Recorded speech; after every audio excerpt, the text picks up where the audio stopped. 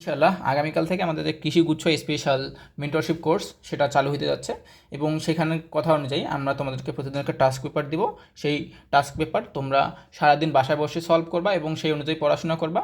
রাত্রের বেলা সেই task paper যে তোমরা সলভ করবা সেই সলিউশনটা তোমরা আমাদের যে টাস্ক সাবমিশন গ্রুপ আছে টেলিগ্রামে, প্রাইভেট গ্রুপ, তোমরা সেইখানে সাবমিট করবা এবং আমরা সেটা পর্যালোচনা করব এবং পরবর্তীতে সেই টাস্কের উপরে আমাদের ডেইলি এক্সাম হবে। এভাবে ডেইলি এক্সামের মাধ্যমে যখন আমাদের সিলেবাসটা শেষ হয়ে যাবে তখন আমরা সাবজেক্ট ফাইনাল এবং মডেল টেস্ট নিব। তো যেহেতু কালকে আমাদের ডে 1, আমি এখানে ডে 1-এর টাস্ক পেপারটা তোমাদেরকে বুঝিয়ে দিচ্ছি এবং সেই টাস্কটা তোমরা কীভাবে সলভ করবা সেটাও এখানে ভালোভাবে বুঝিয়ে দিব, যেন তোমাদের একদম ভালোভাবে তোমার সময়টা ইউটিলাইজ করতে পারো। কালকে যেহেতু আমাদের ডে 1-এ আমাদের দুইটা চ্যাপ্টার আছে, কোষ ও কোষের গঠন, আরেকটা হলো কোষ বিভাজন। তো আমি এখানে কয়েকটা সেগমেন্টে জিনিসগুলো সাজিয়েছি যেন তোমার সময়টা তুমি 100% ইউটিলাইজ করতে পারো। তোমার সময়টা তুমি যেন 100% ইউটিলাইজ করতে পারো এবং এই পড়াগুলো যেন তোমার মাথায় একদম গেঁথে যায়। আমি এই যে সেগমেন্টগুলো এখানে সাজিয়েছি সেগুলো অনেক কনফিউজিং এবং অনেক বেশি ইম্পর্টেন্ট। এগুলো তুমি বাবার ভুলে যাবা এবং এইগুলো থেকেই প্রশ্ন আসবে ইনশাআল্লাহ। তো এই জিনিসগুলো তুমি যদি একটু লিখে লিখে পড়ো বা আমাদেরকে টাস্ক সাবমিটের মাধ্যমে আমাদেরকে টাস্ক সাবমিটের জন্য হলেও যদি তুমি পড়ো, তাহলে কিন্তু তোমার মাথায় অনেক গেঁথে যাবে, অনেক সুন্দরভাবে গেঁথে যাবে এবং পরীক্ষায় আসলে তুমি টপাটপ ডাকা দিয়ে আসবা। ঠিক আছে? তো এখন আমি এখানে সেগমেন্ট অনুযায়ী সাজিয়েছি। এখানে দেখো যে আমাদের ঘর ঘর করে সাজানো আছে, এর প্রতিটা ঘর একটা করে সেগমেন্ট, প্রতিটা ঘর আমাদের একটা করে সেগমেন্ট। তো সেই সেগমেন্টের আওতায় আমি এই যে এখানে কিছু জিনিস রেখেছি, সেই সেগমেন্টের আওতায় আমাদের এইখানে কিছু ইনফো আছে। সেই সেগমেন্টের আওতায় এই সেগমেন্টের আওতায় এখানে ইনফো আছে, এই সেগমেন্টের আওতায় আমাদের এইখানে ইনফো আছে এবং সেই অনুপাতে তোমরা সলভ করবা। যেমন ধরো আমাদের 1 নম্বর সেগমেন্টে আছে পূর্ণরূপ। পূর্ণরূপ মানে এখন এই সেগমেন্টের আওতায় আমাদের যে ইনফোগুলো আছে এখানে সেটার পূর্ণরূপ আমাদের বলা লাগবে। যেমন ধরো এখানে পূর্ণরূপ বলা আছে ICZN, ICBN, ডিএনএ এবং আরএনএ। এটা কিন্তু সবগুলো কিন্তু প্রশ্ন এসব কৃষি ভর্তির পরীক্ষায় এই প্রশ্নগুলো আসা প্রশ্ন, যার কারণে কিন্তু আমি এগুলো দিয়েছি। তো পূর্ণরূপ আমাদের এইগুলোর পূর্ণরূপ লিখতে হবে। তারপর যদি বলি এখন একক, 2 নম্বর সেগমেন্টে দেওয়া আছে আমাদের একক। এখন এককের আওতায় যতগুলো আমি এখানে ওয়ার্ড দিয়েছি সবগুলোর তোমার একক লিখতে হবে। যেমন এখানে শ্রেণীবিন্যাসের একক লিখতে হবে, তারপর জীবদেহের গঠন ও কার্যের একক লিখতে হবে, ডিএনএ রিকম্বিশনের একক লিখতে হবে, জিন মিউটেশনের একক লিখতে হবে, ডিএনএ রেপ্লিকেশনের একক লিখতে হবে, তারপর জিনের কার্যের একক লিখতে হবে, ডিএনএ এর একক লিখতে হবে। এই সবগুলো তোমার কিন্তু পরীক্ষায় অনেকবার করে আসা প্রশ্ন। তুমি দেখবা প্রশ্ন ব্যাংক যদি খুলে দেখো এগুলো কয়েকবার করে রিপিট প্রশ্নগুলো হয়েছে এবং এগুলো অনেক বেশি ইম্পর্ট্যান্ট, যার কারণেই আমি তোমাদেরকে এগুলো এখানে একবার প্র্যাকটিস করাচ্ছি, তারপর পরীক্ষায় একবার দিব, তারপর মডেল টেস্ট একবার দিব। সুতরাং এই ইম্পর্ট্যান্ট জিনিসগুলো তোমার কয়েকবার করে পড়া হবে এবং পরীক্ষায় যখনই আসবে এখান থেকে ভুল হওয়ার কোনো সম্ভাবনা নাই ইনশাআল্লাহ। তো তারপর 3 নম্বর সেগমেন্টে দেওয়া আছে প্রকারভেদ।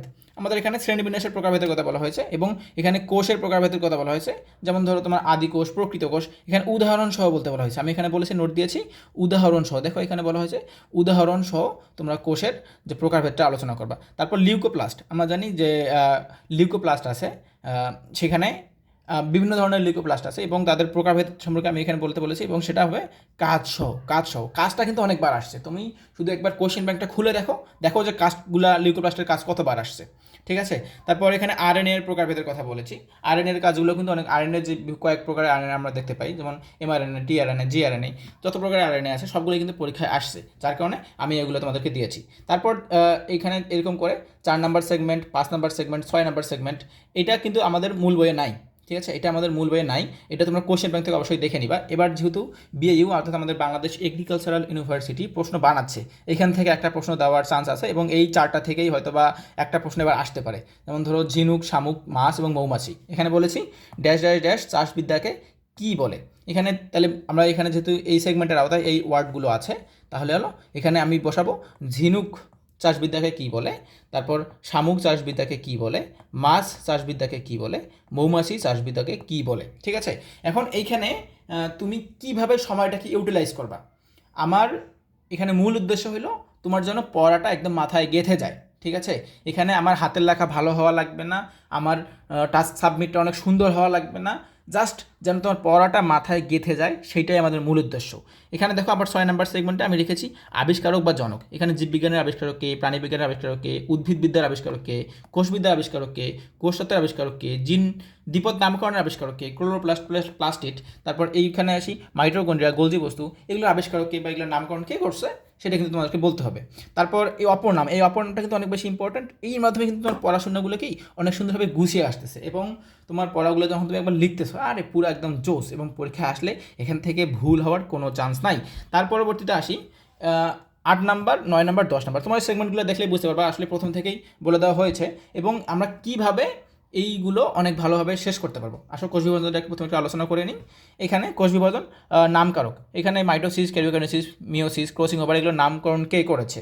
তারপর প্রকারভেদ, এখানে মিওসিস কোষ বিভাজনের প্রকারভেদ, তারপর মিওসিস কোষ বিভাজনের প্রকারভেদ, মিওসিস 1, মিওসিস 2, তারপর ক্রোমোজোমের যে প্রকারভেদ। তারপর কিসের কারণে ঘটে, অ্যাপোপ্টোসিস, নেক্রোসিস কিসের কারণে ঘটে, তোমরা দেখবে এটা কিন্তু কয়েকবার রিপিটেড একটা টপিক, এখান থেকে বারবার প্রশ্ন আসছে।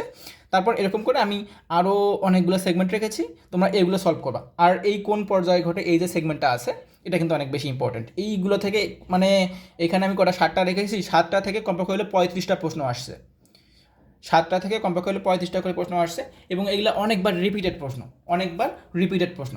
এখন আসি যে আমরা কোশ্চেনটা সলভ করবো কীভাবে। আমি এখানে প্রথমে দিয়েছিলাম ডে 1-এর আমাদের পুনরূপ, যেটা আমি বলেছিলাম। ধরো যে প্রথম আমরা এখানে সেগমেন্ট, ঠিক আছে, এটা 1 নাম্বার সেগমেন্ট। 1 নাম্বার সেগমেন্টের আয়তায় এখানে আমাদের 4টা রোমান সংখ্যায় দেওয়া আছে, 4টা রোমান সংখ্যায় আমাদের সাব সেগমেন্ট দেওয়া আছে। ধরো যে এখানে আমাদের 1 নাম্বার সেগমেন্টের আওতায় বলা হয়েছে ICZ10, 1 নাম্বারে বলা হয়েছে এটা আই বা 1 নাম্বারে বলা হয়েছে। তো এখন এটা আমরা কীভাবে সলভ করবো, এই দেখুন এটা আমাদের যেহেতু অধ্যায় 1, জীববিজ্ঞান অধ্যায় 1, এই যে আমাদের 1 নাম্বার সেগমেন্ট আমরা এখানে 1 লিখেছি এবং এখানে রোমান সংখ্যায় 1 লিখেছি। তারপর এখানে তোমার জাস্ট ICZ10 লেখার দরকার নাই, তুমি জাস্ট লিখবা international code for zoological nomenclature, just যেটা অ্যান্সার হয় তুমি জাস্ট সেটা লিখবা, এখানে অন্য কোনো কিছু করার দরকার নাই। আমি জাস্ট দেখবো যে তুমি এইটা লিখছো কিনা, আমার অন্য কিছু দেখার আমি দেখবো না তোমার, আমি জাস্ট দেখবো যে তুমি এইটা লিখছো কিনা, এবং এইটা যখন তোমার লেখা ঠিক হবে তখন তুমি আমার কাছ থেকে একটা ভালো মেন্টরশিপ পাবা, ঠিক আছে। তো এভাবেই তুমি সলভ করবা, এখানে সময় নষ্ট করার কোনো দরকার নাই, হাতের লেখা সুন্দর হওয়ার কোনো দরকার নাই, কারণ তোমার যেহেতু MCQ পরীক্ষা হবে তোমার তথ্যগুলো মাথায় রাখা লাগবে, তুমি জাস্ট প্রশ্ন দাগাই দিয়ে আসবা। এবং এই কাজটা করার মাধ্যমে যখন তুমি টাস্কটা সলভ করবা, এই সলভ করার মাধ্যমে কিন্তু তোমার পড়াগুলো অনেক সুন্দরভাবে মাথায় গেঁথে যাবে এবং তুমি পরীক্ষার হলে অনেক সুন্দর করে, অনেক ভালো করে, অনেক এগুরেসির সাথে তুমি ডেলিভার করে দিয়ে আসতে পারবা। এটা তোমার জন্য অনেক বেশি ইফেক্টিভ, এটা আমাদের একটা পরীক্ষিত নিয়ম এবং এর মাধ্যমে কিন্তু তোমার পড়াশোনা অনেক ভালোভাবে গুছিয়ে আসবে এবং তোমার পড়াশোনা করার একটা উদ্যম থাকবে যে না আমার টাস্ক সাবমিট করতে হবে, আমাকে পড়তে হবে এবং আমাকে আগাইতে হবে, আমাকে চান্স পাইতে হবে, ঠিক আছে। তোমার মনে এরকম উদ্দীপনা দেওয়ার জন্যই মূলত আমাদের এই কোর্সটা, এবং আশা করি এর মাধ্যমে আমরা আমাদের পুরো সিলেবাস শেষ করতে পারবো এবং তার পরবর্তীতে আমরা সাবজেক্ট ফাইনাল এবং আমাদের পেপার ফাইনাল দিতে পারবো। তো এই নিয়ম অনুযায়ী তোমরা সবাই সাবমিট করবা।